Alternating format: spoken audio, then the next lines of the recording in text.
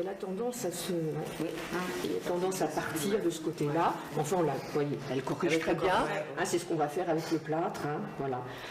Ça s'est accentué ou vous voyez pas comme ça? Non, à la radio. non, apparemment il n'y a rien de...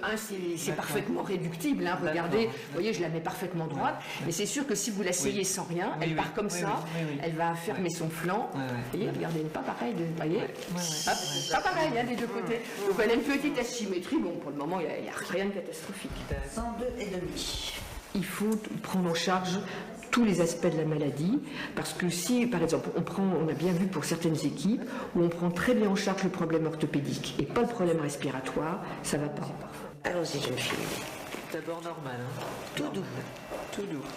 Tout doux. Alors le corset garchois, c'est le corset par excellence de la scoliose paralytique. C'est un corset qui est basé sur un point d'appui inférieur qui est l'os du bassin et un point d'appui supérieur qui est matérialisé par la minerve qui maintient la colonne vertébrale cervicale.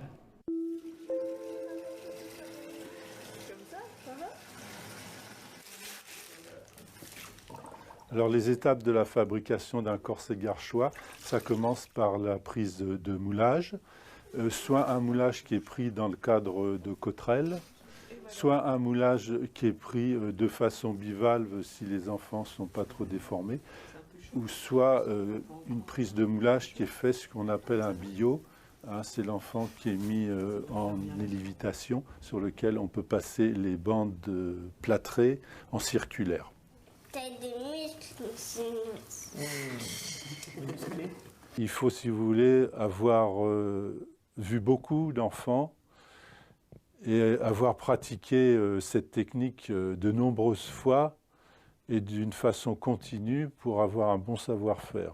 Et malheureusement, la tendance du corsetage avec l'évolution des techniques va beaucoup vers l'informatisation et les logiciels de préfabrication.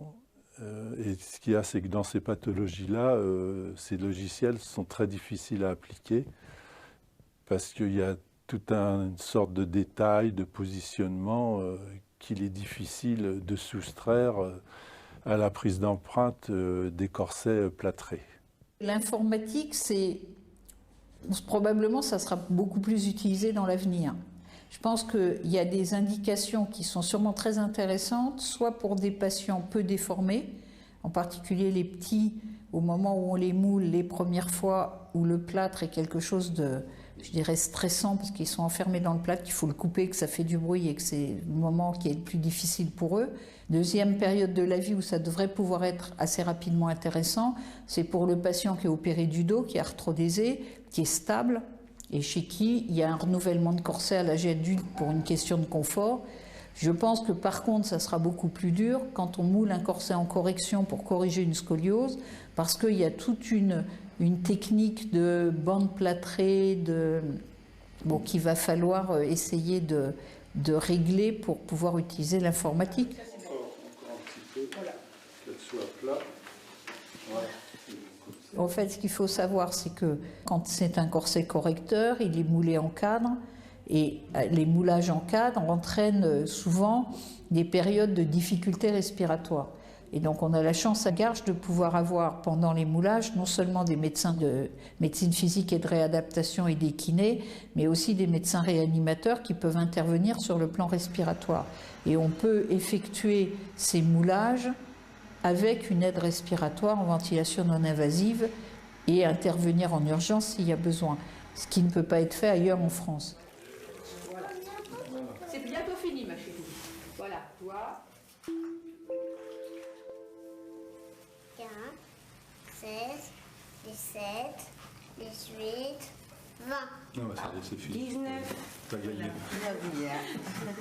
Les familles, nous les connaissons une longue période. Et aussi, bien sûr, les enfants auxquels nous sommes très attachés.